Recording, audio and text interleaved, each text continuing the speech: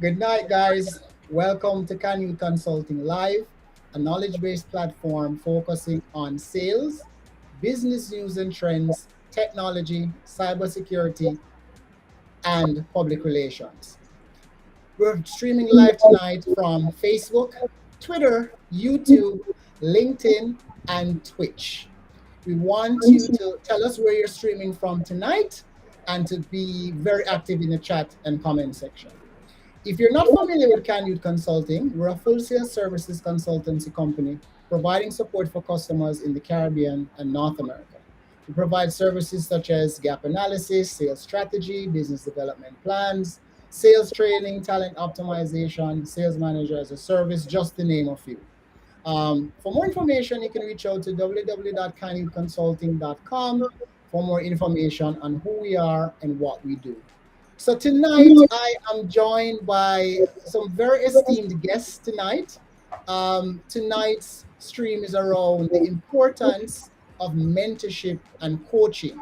I'm joined tonight by Kelly Wingo, Chief Vision Officer from KMW Catalyst, Dwayne Watson, Bloom Griffin Technology Limited, and Raymond Cole from Fortinet, Territory Sales Manager for Fortinet. So I'm going to ask everyone to just introduce themselves to our audience tonight, starting with Kelly. Well, first of all, thank you, Jermaine, so much for the honor of your invitation. I'm very excited to speak with you and your audience. Very, very excited. So as Jermaine said, my name is Kelly Wingo, and I serve as the founder and chief vision strategy officer of KMW Catalyst.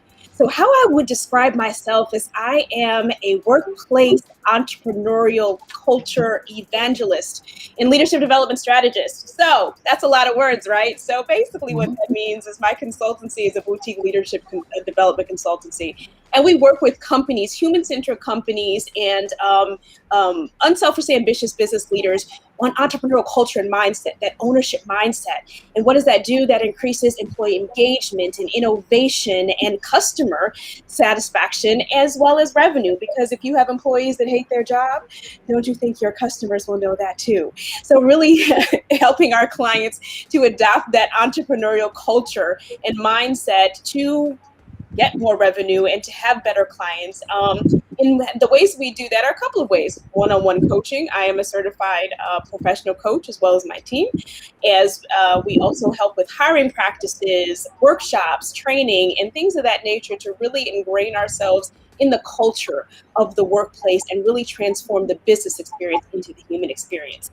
Prior to that, I spent about 25 years on the corporate side of financial services as at companies such as Merrill Lynch and BlackRock, as well as Oppenheimer and Company. So my background is very much financial services and a myriad of jobs in financial services, primarily managed money, working with financial advisors and their high net worth clients to build portfolios for those clients. So I think that's a little bit about me, and I will turn it over to the next person. Thank you. Dwayne, tell us a little bit about yourself. Well, Jermaine, first of all, thank you for the opportunity. As a very good friend and colleague, it's been a very good experience working with you and seeing what you've done now with Canute Consulting. For myself, it's been an interesting career. I've worked almost 18 years working in business solutions, starting in service providers. Well, initially Cable Wireless when I got off the mark. Eventually went over to Illuminat, which technically became Massey. Then after that, they were recently procured by PBS, where I would say that's really where my tutelage in business solutions / ICT really took hold. After that, I moved on to further my career working with another service provider again, Digicel, and then later on, eventually working with Avaya, which is a global communication solutions provider. So, going through my career, working in business solutions, working with clients, throughout the government institutions, finance, as well as hospitality, working across the Caribbean as well. For me, I've had a very, very, very, I would say, interesting career. And eventually, of course, that took me to Canada, where I ended up working in distribution. And what it has done for me is given me a lot of, I would say, valuable experience from a multicultural perspective, which I would love for us to touch on today. and Yeah, that's a nice way of putting it. All right, thank you so much, Dwayne. We're gonna hand over to Raymond Cole. Hi, good day, one and all. Jermaine, thanks a million for having me come on your program. You're doing great things. This is just the tip of the iceberg, I'm sure. Basically, I'm a veteran in the sales and marketing and management area. I've done a lot of work across the Caribbean, Jamaica, home base, but I've also home based out of Dominica, Barbados. Prior to that, I was in the U.S. for quite a number of years. So I've been in a number of sales areas, anything from technology, like my current position at Fortinet, who is a global leader in regards to cybersecurity and ICT solutions, all the way to positions in more retail oriented telecom products. So glad to be part of this, and as the topic is really sales mentorship and chatting with folks who are interested, I think some of those experiences will be valuable to kick around tonight. So thanks a million. for sure. Definitely. So Dwayne and Raymond are actually a part of the Canute Consulting Mentorship Program. Now, the Canute Consulting Mentorship Program is 100% free. I had a couple of persons reach out to me and say, we're interested, but what's the cost? And it's absolutely free. Raymond and Dwayne are bringing years of experience to the table, in a true sense of actually working with young aspiring professionals as it relates to mentorship. And you can read more about that on the website. I want to go back to Kelly. Now, Kelly, you spoke earlier about being an executive coach, right? A lot of persons in organizations focus on the teams or the persons involved in the organizations. But as you know, and as you will share with us as well, sometimes it's really at the executive level where they need some level of coaching and mentorship and going into the war room and all of these things. Could you kind of get into that a little bit for us? Sure, and I'll kind of level set here, because a lot of people don't even really know what coaching is, and quite frankly, I didn't know what coaching really was until I really got into it. I ran track in high school. I knew what my track coach did, but a professional coach, I didn't. Yeah. well, Jamaica is the track capital of the world, so you're in great company. I am. I'm not trying to compete with y'all. I was not on that level. But no Usain Bolt, no Allison Felix. However, I was a 100, 200, 400. But that's for a different. That's a different conversation. Wow.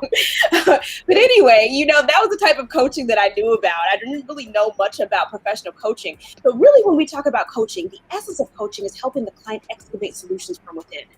So we all really have the answers and solutions we need. My job as coach is to ask those probative questions to help clients reframe things and think about things in a different way. And especially when we're talking about leadership at the higher levels, you would think, okay, a CEO or C-suite or senior level VP, they got it all together. They know exactly what they're doing. They're good. But that's not really the case when we find out, because, when we talk about things in the coaching world, such as outer blocks and inner blocks, outer blocks are things like, I need to learn how to use Excel. Okay, that's just a skill. You use your brain, you take a class, you learn how to do it. It's the inner blocks, those mindset shifts, that are really the hardest thing to change. And that's really where coaching comes into play, is helping executives be strategic in how they approach their leadership, being human-centric. How do they manage people? Sometimes we have, individual contributors who are now new managers. And just because you're good at doing the thing and doing the skill does not mean you are a people manager, because we need to change minds. I'm guilty of that. I think I'll go as far as to say Dwayne as well. We were both put in management position because of our prowess as individual contributors. But I can speak for myself. I definitely wasn't ready for that, and it was a learning curve as it relates to doing that. So getting some coaching from someone like yourself would have helped me immensely as it relates to that transition. Absolutely, yeah, and that's really what a coach does. That's what I do. That's what my consultancy does, is really help people excavate their greatness. We were all born into greatness. We just need to figure out how to use that greatness, because it's really tied to the positive impact we make on the lives of others. Correct. I know, Ray Cole, I know you've been in sales for a while. How much coaching have you received over the years in sales and your experience? Well, I'll tell you what. A couple of Sure. I coaching mean, experiences? probably the biggest coaching tip was always, you need to sell or you're going to be fired, right? And it's an unfortunate, coaching method. I would not Mhm. It's a necessarily bad say coaching that's the, method. yeah, it's a bad coaching method. But here's the thing. In all seriousness, coaching is incredibly important, because at the end of the day, no matter how talented you are, and this is not just in sales and marketing per se, it's not just in customer engagement, but no matter how talented you are, at the end of the day, you have an option. And the option is to take some coaching, some guidance, and share experience from folks who know a bit more than you. And there is always someone that knows more than you. Or you can go the hard way and try to do everything yourself. And invariably, if you go the hard way and try to do everything yourself, by the time you catch up to the success that you can gain by using skills and experiences that are shared to you by a coach, you'll find that you lose every time. So coaching is tremendously important, in every organization, especially if it's positive coaching. And I think within the current workforce, right, there's so much opportunity, right? There's so much opportunity that if you're good, another company will be coming to looking for you. That, the best situation is if you're in one where you're being coached, so that you get the maximum experience to succeed as quickly and as consistently as possible. Okay, great.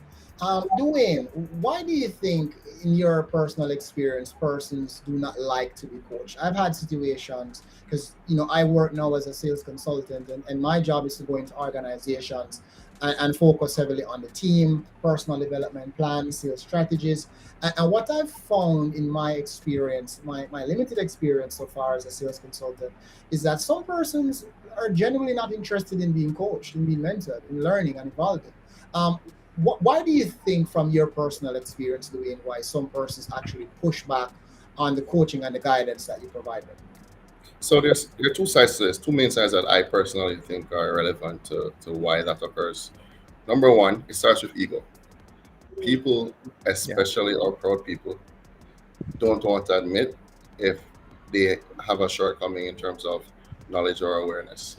And very often they see taking any form of suggestion or advice or even overall coaching would be considered showing signs of weakness. Okay. Hmm. Mhm. I think the ego is the number one reason, but the fear of being perceived as being inefficient or not good enough to their superiors is actually the main reason why most persons are will refute coaching.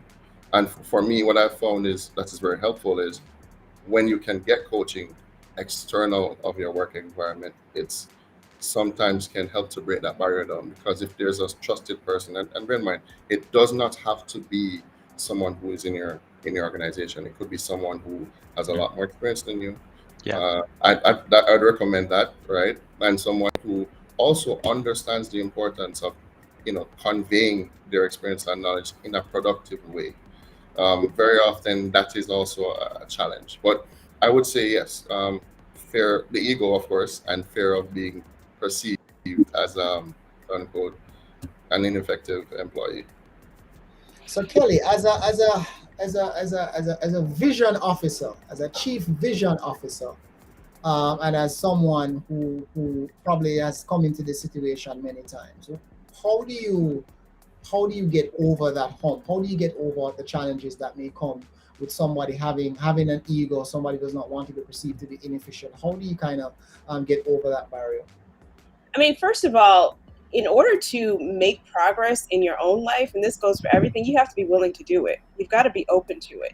So, with clients that maybe for whatever reason resistant, sometimes it's getting to the bottom of why you think it is. And I think Dwayne made great points about sometimes it's ego, but it's probably one of the worst kept secrets of extremely successful and highly productive people is they all have some type of coach.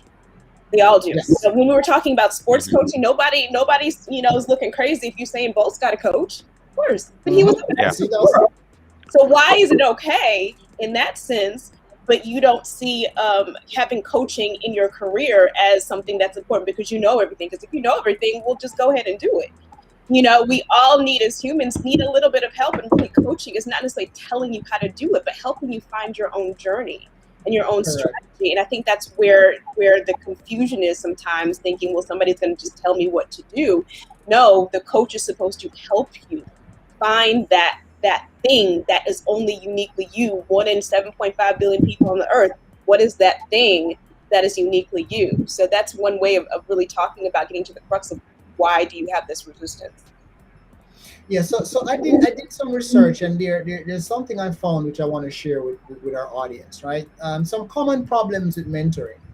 Meeting as scheduled, one of the big ones. You set a schedule, you're supposed to meet every Friday for a coffee or go jogging or meet in the war room. People don't show up. Excessive time commitments, unrealistic expectations, over dependence on the mentor, ineffective mentoring peers. Now, Ray Cole, of all of these, which one do you believe is probably the biggest problem or hindrance to mentorship that you've seen personally or you may have experienced personally? Well, here's the thing. I think right now, one thing for sure, the economies that we're all in the developed countries, inclusive of Jamaica, the Caribbean, Canada, the U.S., are under some serious time constraints, right? Um, but it's a matter of the value, right? The value of the right coach given the right message, in my estimation, will outweigh the inconvenience of having to have another meeting or having to set on a schedule. So it's a trade-off. Yes, there is, there's a ton of reasons why someone may say, well, I don't want to do a coach relationship. But what they need to look at is what's the opportunities that can be unlocked to have a coach, right? If you go back to sports, right, you look at the great champions, most of them in fact, have strong coaches. I mean, with all due respect to their natural talent, the Usain Bolts, the Shelly Ann Frazier's, from a Jamaica perspective, the Michael Jordans. Michael Jordan's probably one of the greatest athletes from a U.S. basketball standpoint, still LeBron James. relied.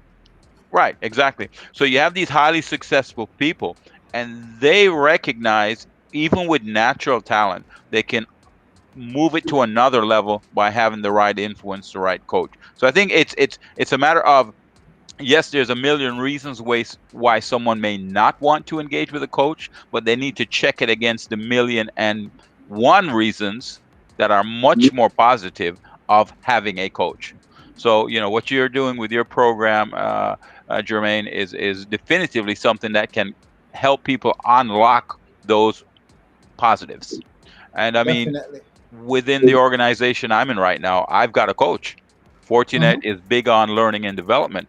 Fortinet is absolutely huge on learning and development and coaching. And to be frank, I've got a strong track record.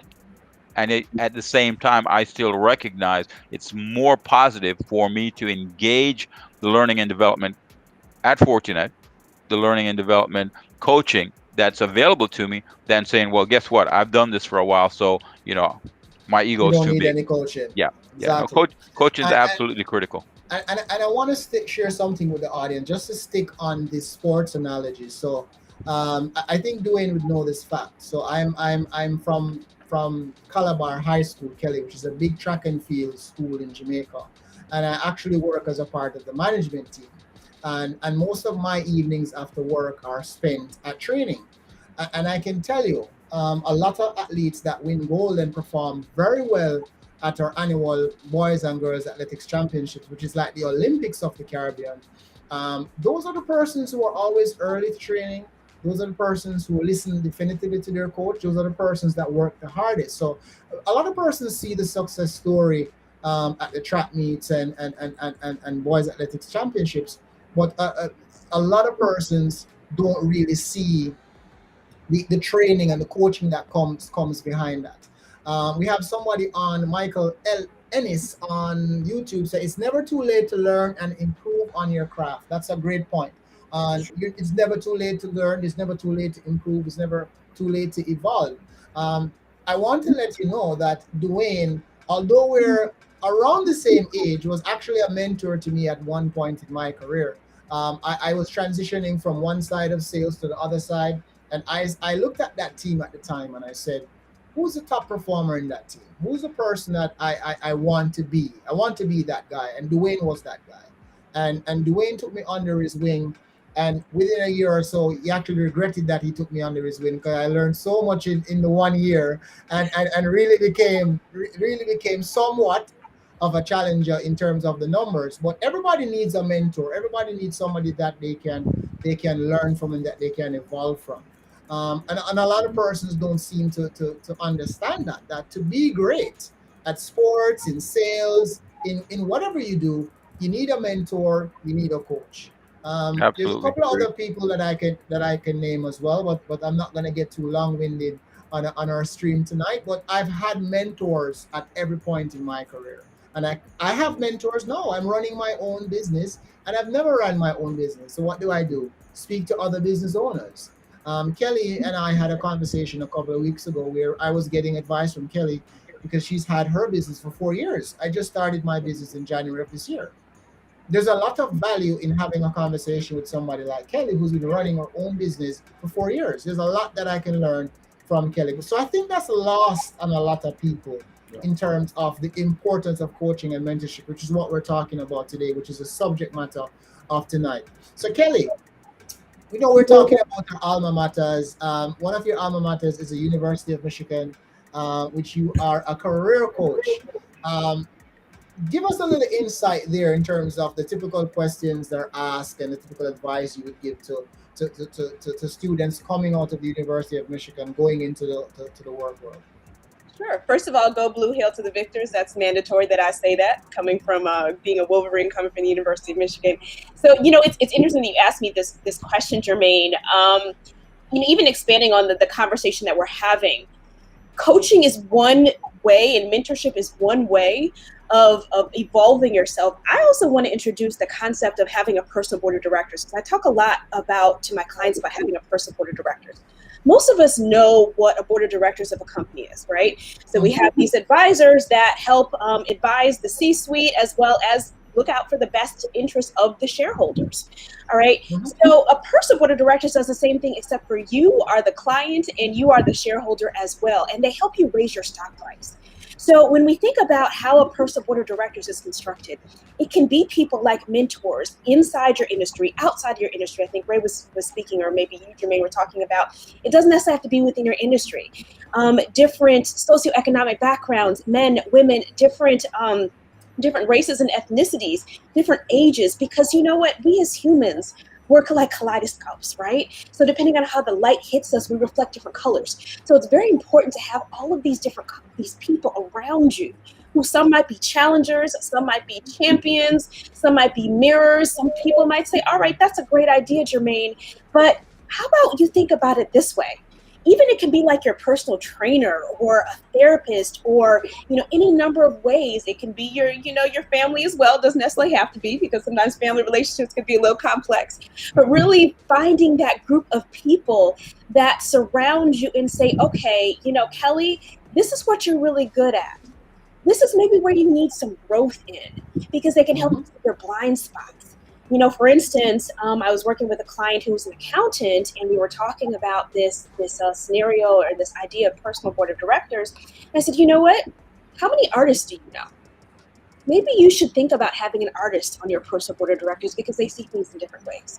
They're creative in how they think about things. So even having that diversity of perspectives is one of the things that I coach my clients on, is that it's not only me who can be part of your personal board of directors as your coach, and definitely I'm more than happy to support you, but look at other people who can also challenge you and take you to that next level.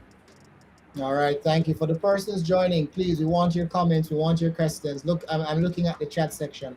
So Ray, I know you're a very important man and you're very pressed for time. So I'm going to swing this one at you before you leave us tonight. For a young aspiring professional, somebody who's coming out of the University of Michigan, somebody coming out of the University of Technology in Jamaica, and they want to pursue a career in sales. They're serious about going into sales. What advice would you give them? And Don't do before you it. answer that, Don't do it. that's No. In all Don't do it. seriousness, no. Don't do it. Um, Don't do it. no, folks. I'll tell you this: sales is tough, but it's very rewarding. Like anything else, it comes down to again your value, as far as what you value. If you're young and you want to go into sales, then understand that it is a profession, right? It is a profession, just like any other major profession, whether it's being a doctor, a lawyer, whatever it might be. It takes professional qualifications. It takes superior communication skills. It takes superior agility. It takes having a mentor. It takes all of those things so you can get off and do well. It's not, an overnight situation. It's something that you really have to put your heart into. But if you do that, then the reality of it is it's an opportunity to advance yourself economically, to advance yourself within a community, to advance yourself towards what your realities are. So, if you want to go into sales, definitely understand it's a journey. Definitely understand that you have to work hard at it, that you have to, have, a certain charismatic side of yourself that you then expound on. And you also have to have very significant opportunities to listen and to create value for your customer, right? Those are some tips I'd give folks. Just recognize, you know, everything comes down to professionalism. Everything comes down to communication skills. Everything comes down to hard work, and all of these things add up in any profession that you are in, right? So that's what I tell folks. Really, look at it as a profession. Dedicate yourself to it. Recognize it's hard work, but at the same time, recognize it can be economically, very rewarding, and rewarding in other ways. But let's face it, it's nice to hit the mark from an economic standpoint and a community standpoint. Okay, so we have Sasha on LinkedIn saying mentors are very important. I've never had one before, and I do now, having entered real estate, and it's amazing, right? So of course, having a mentor makes a world of difference. Ray, I wanted to ask a question. I wanted to see Sure. another question of you. Why did you choose to go into sales? To be honest with you, some years back, I got a degree in marketing, and when I came out of university, right, I said, all right, I'm going to become a marketer.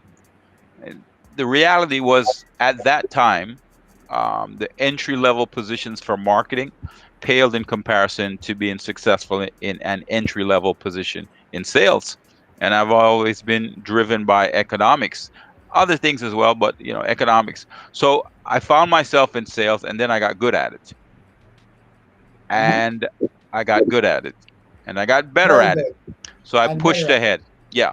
And obviously, when I talk about sales, I talk about sales as well as sales management. I see this two as the same, right? But that's pretty much it. It was something that there was a good fit. I've got a good work ethic. I like the economics of it, and you know, I've sold a number of different technologies, a number of different solutions for different companies, different Mhm. countries, and sales has always been a place that I can rest my hat and be successful at.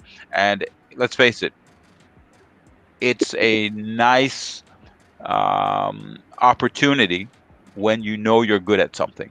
So for all the younger folks that are looking at it, make yourself good at sales. And if you do, you'll be in a great position.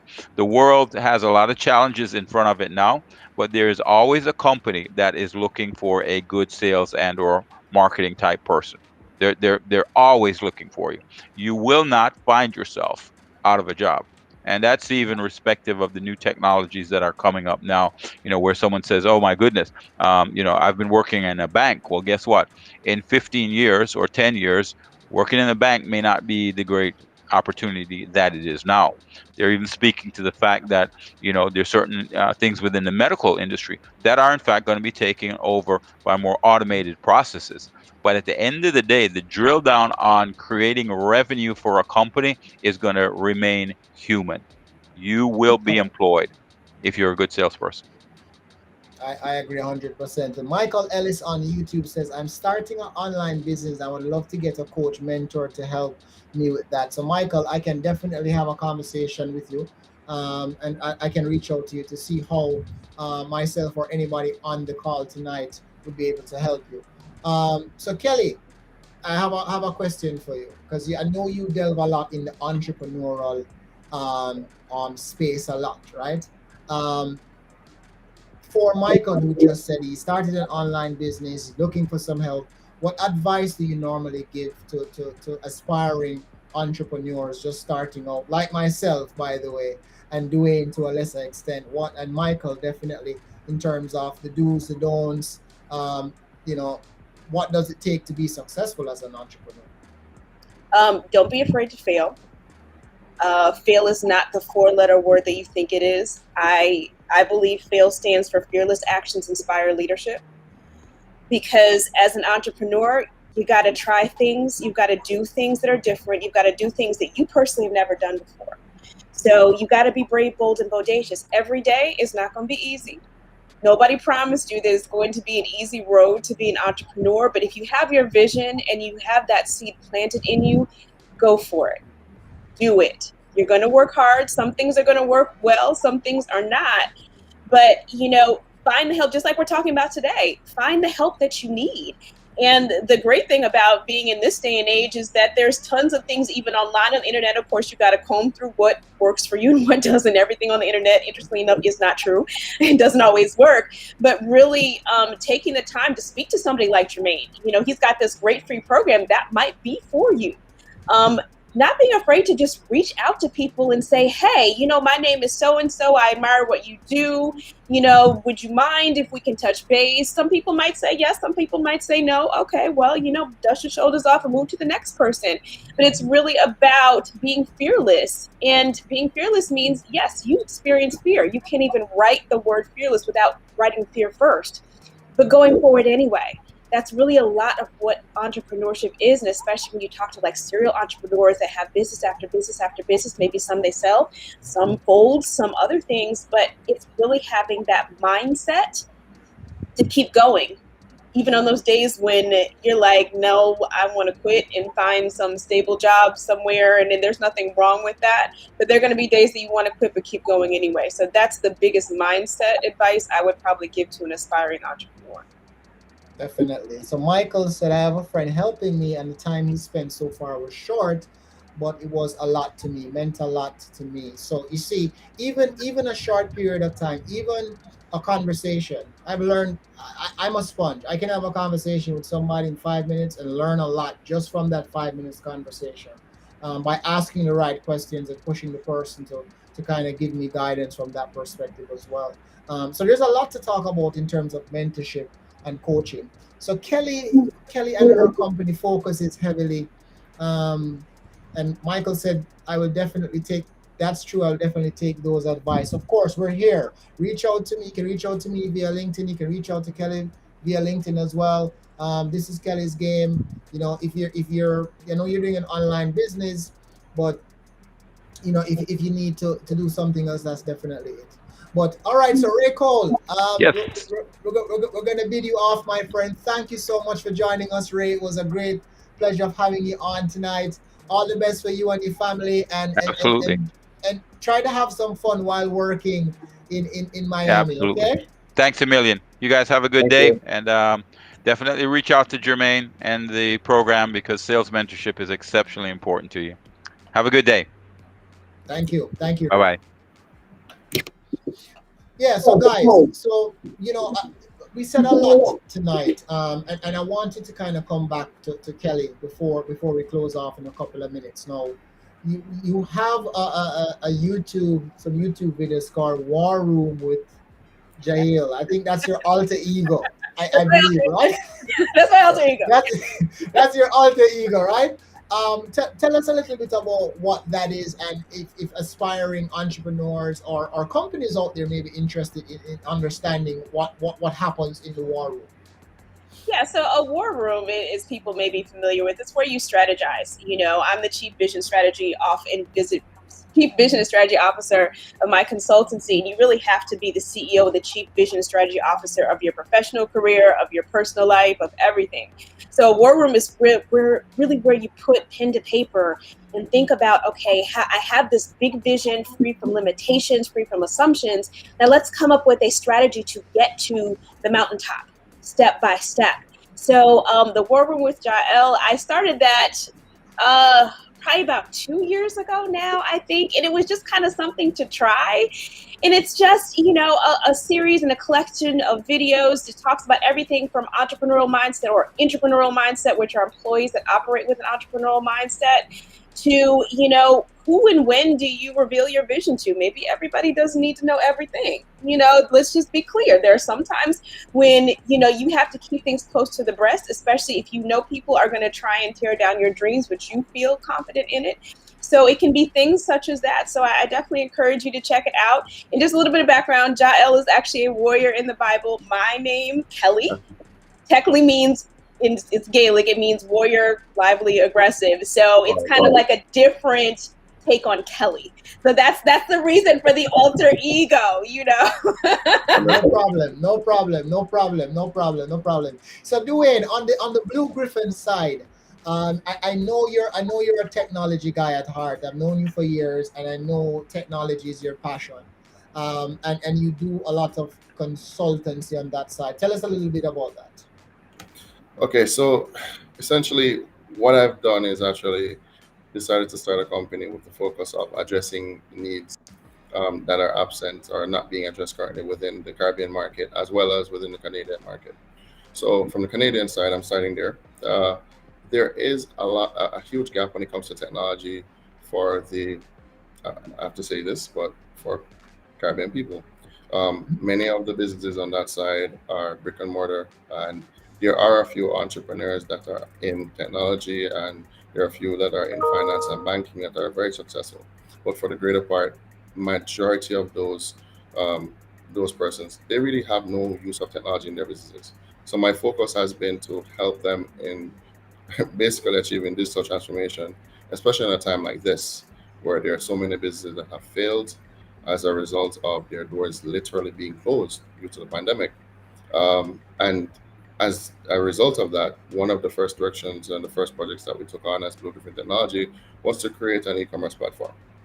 So we've actually launched an initial instance of that platform within Jamaica with the intention of addressing the same need, but mainly focused on the food industry. And by food, I mean wholesaling grocery food items for the business to business type customer. So restaurants, chefs, caterers. The intention is that is stage one. It's really, and it's been active, by the way. So it's there now, and it's missjoyonline.com. Basically inspired by my mom, actually, known as Miss Joy affectionately. So, for the most part, I am trying to address needs. And I'm basically offering, along with the team, additional services in the direction of security, it's particularly called security, as well as collaboration solutions, and of course, customer engagement solutions, also known as contact center, which is a pet peeve of mine. And we are basically focused on branching out into that area to support the small business within either markets. So that's our focus at this point in time. Great. I want to remind everybody on this stream, we are sponsored by Imagination. If you need any graphic work, any logos, any form of graphical work, Imagination is where you need to go. Obviously we have to pay the bills, guys. I have to shout out my sponsor, right?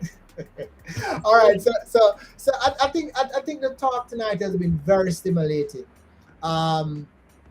Talk has been very stimulating tonight. I'm really hoping our audience got some flag out of it, and somebody learned something. Michael Ennis, of course. Sasha was on with some comments. A couple persons were on and off. Not a lot of chat tonight and comments and questions, but I think we had a eloquent talk amongst ourselves, and the audience probably would have enjoyed it. All right. So I want to thank everybody, my audience tonight who came out. Please look out for the next stream on October 27, 2021. Same time, same place. Before we close off, Kelly, Dwayne, I want you to give our audience some final words and how you can be reached if they want to contact. Sure. It's been a pleasure to be on here again, Jermaine and Dwayne and Ray, this powerhouse panel here. But again, my name is Kelly Wingo. I can be reached at KMW Catalyst is my website. Obviously, the War Room with Jael is my YouTube channel. But if you go to my website, it has all my contact information. So feel free to reach out to me at hello@kmwcatalyst.com. But I'm just so happy to be here, and I wish everyone much success in whatever endeavors they have going on. You are already successful. You got to just believe it and go for it. Thank you, Kelly. Dwayne. All right. Pretty much you can reach out to me at info@bluegriffingroup.com, and it's blue as in the color, BLUE group.com. It's really that simple. All right, no problem. Thank you, Dwayne. Again, thanks everyone for joining us tonight. Hope everybody have the rest of the night. Be blessed. Have fun. You're here tonight, Canute Consulting Live, mentorship and coaching. Thanks for joining us tonight, guys. Have a good night. Kelly, Dwayne, really appreciate your time tonight. Have a good one, everyone. See you next time. All right. Take care, everyone.